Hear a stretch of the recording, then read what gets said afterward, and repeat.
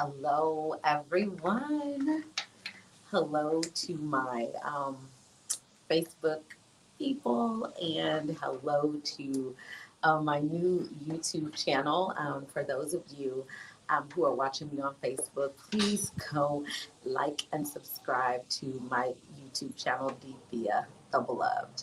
Um, well, grace and peace to each and every one of you today. I am absolutely enjoying the beauty of today. I mean, it is gorgeous here in Austin, Texas. As I take in the beauty of this day, I was just reflecting and I wondered, like, what did I want to talk to you guys about today? And in this journey, in this self love journey, one of the things that you think about as you're reflecting and you're wanting to be the best you for you and to present the best you to the world. One of the things that always comes in mind is faith. You know, um, where is, what is faith? Um, the Bible says faith is a substance of things hoped for, the evidence of things not seen. And, you know, I've always wondered what that really meant. And in my journey to self love, one of the things that I have evaluated is just the course of my life and my current reality, as we would call it. And one of the things that I recognize is that my current reality truly represents my faith. Okay. And everything that has happened in my life up until this point has been a direct reflection of my faith. So you ask, okay, well, what exactly does that mean? So glad you asked. So the things that we think about, the things that we dwell on, the things that we hold in the forefront of our minds, the things that emit emotion, the things that stir us up, they actually move from thought to reality. Okay. And so if you can take a reflection over, let's just say over the last year, maybe 2 years, maybe 3 years, whatever you'd like to put into that framework and really test that theory, then I think you'll see that the things that you reflected on, the things that you thought about the most, the things that you had faith in, and that is what faith is, um, have actually come to pass. So whether it was positive or negative, those things have manifested themselves. They became a substance, right? They became a substance of your mind and your thought, and then they developed in your outer world. I'll give you the perfect example. I was in a work situation, and my faith, which was my belief, what I dwelt upon, what I thought about, was this was not going to work, that something was going to go wrong, um, that this person may not value me, that I may be doing all of this work for nothing. Like, those are the things that my faith was building substance upon, right? And so when that contract abruptly ended, in that moment, it was my thought that the individual did that, that the individual did not appreciate, that the individual did not accept, that the individual did not have a desire to do what was right, correct? Like, that's what I thought. But as I'm learning more in this self love journey, as I'm learning more about how our thoughts become our reality, I recognize that my faith was working for me. It absolutely was. Now, the desired outcome was not the outcome that I so called wanted, right? But because my faith is what creates circumstances, how I think, what I thought, how I felt about myself was then manifested in the people around me. And it came back negative because my thoughts, my faith was projected on the negative portion, right? So, how do we change this? Okay. Because the reality is that we all have those thoughts, those self-sabotaging thoughts, those thoughts in which we feel like we're just putting a voice to something very innocently. We feel like we're just stating the obvious, but because we are creative beings, I'm gonna let this truck go by. Sorry guys, but this is like our reflection on the porch, and so um, I am uh, at mercy to whatever is happening around me, which actually is a good thing though, because I love the natural aspect of what I'm doing. But let's get back to it. Um, but our faith will work for us in whatever manner we put it to. Okay. So, because we're creative beings, right? Because we're created in God's image and likeness, our thoughts um, have to be well trained foot soldiers. Like we have to, as the Bible says, take every thought captive and place it into subjection. And when you say place it into subjection, that means place it into subjection to what you really want, right? And so if the things that you want are things of good report, like in that circumstance, if what I wanted was an amazing relationship with the with my client, if what I wanted was success and every day our business relationship was in harmony and and produced wealth and abundance, then my focus, my faith, my thoughts, because see, your faith is your thoughts. So my thoughts needed to line up with what I wanted. Okay. And so a lot of times we're not aware. We're not aware that rehearsing the past absolutely just recreates it in your future. Your words will not return void, but they will set out to do exactly what you send them to do. And so, because your subconscious mind, and your subconscious mind is the area of mind that creates that which you want, right? Because it does not have a a barometer for what's right and what's wrong. All it has is a barometer for how you feel, right?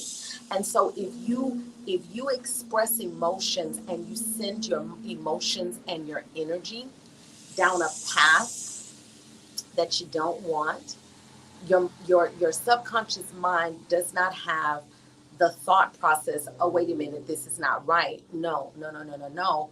What it does is it just acts upon the impulse that you give it. I'll give you a prime example. When you're sending an email, right? You're typing out an email to someone. As you're typing out the email to that individual, whether you're sending them a very nice email or whether you're sending them an email that is not so nice, the email system does not stop you and say, hey, hold up, boo. That email just is not so nice. Like, I need you to fix that. It does not do that. What it does is it takes your lead. And so whatever you type in and press send, that's what goes. Now, don't let that truck. Now, the one thing that your email system may do for you if you have it turned on is it may correct your spelling, right? And so, you know, it'll correct your spelling based on what it knows, what's downloaded in its memory if the spell check is on. But as far as the content is concerned, it shall not make any changes for you. That's the same thing that happens with your faith. Whatever your faith is in, once it's created, it doesn't come to you and say, do you know what you know? It just manifests that which you have sent it to do. And that's why, when we read the Bible, a lot of us notice that God doesn't use a lot of words, right? And in his creativity, he's very specific and matter of fact. Okay. So let there be light meant just that. Um, Lazarus come forth. If he didn't say Lazarus, and if he just said dead come forth, guess what? Everybody would have got up, because that's the power in your creative words. So, faith is a substance, and it's a substance that will create whatever you intentionally put out there. And so I encourage you to take a look at your faith. Take a look at what substance you're putting out in your life. Take a look at your thoughts daily. And at the end of the day, reflect, right? And then be intentional, because we talked about intentionality. Be intentional on producing substance according to the faith that you really have. No longer be fooled that you can say empty words, that you can feel the way that you feel, and it does not cause something to manifest. Bible says as long as the earth remains, there's seed time and harvest. Whatever seed you plant in your faith garden is going to spring up, okay? So let's be careful that we look at the seeds, that we really take our thoughts captive, that we put them into subjection with our vision and our mission and our plan, and that we project those things that we want to actually spring up. Okay, because if not, you're gonna be pulling up weeds all the time. So be careful that weeds do not come into your faith journey. And when I say weeds, I mean thoughts that are counter to what you really want. Okay, so I hope that that was helpful. Any of you who have any questions or any comments, please put them below. If there's anything that you've been thinking about that you want me to kind of touch on, or even meditate on, and come back with revelation, then let me know. I am working on something huge, and once I, um, am fully enlightened, then I'll just keep pouring out to you, because this is our year of increase, health, wealth, and success. If you want an amazing exercise that will help expand your mind, I recommend, and I got this from um, Joseph, and I can't think of his last name, but I'm reading a book, and he says that every day, maybe 4 to 5 times a day, especially before you go to bed, stand in your mirror, like when you wake up in the morning, maybe when you go to the restroom a couple of times, stand in your mirror, and for about 5 minutes, say 3 words: health, wealth, success. Nothing else, just those words. And let those words develop a a a substance in you that is going to develop into that which you need it to be. All right, guys, I'm Dethea, the beloved. Thank you again for listening on Facebook. I love my Facebook audience. Hey, guys, thank you so much. I see you on here. Let me see if anybody had any questions. I'm going to throw my glasses on and kind of tap in right quick. If there's anything you guys have as a question or something, let me know right quick because I'm about to sign off, but I don't want to miss it. For those of you who are on YouTube, okay, so I don't see any questions. Awesome. But remember, go over to my YouTube channel, Dethea the Beloved. Eventually, I will no longer be on Facebook. I'm going to be 100% on YouTube.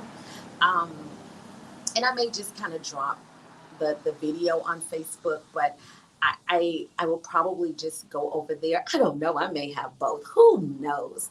I just want to impact the most people in this journey of self love. So I appreciate you guys tuning in. Remember, 5 minutes, 3 to 4 times a day, stand in front of that mirror and say those 3 words over and over and over again: health, wealth, and success for 5 minutes, maybe even 10, depending on what you got to uproot.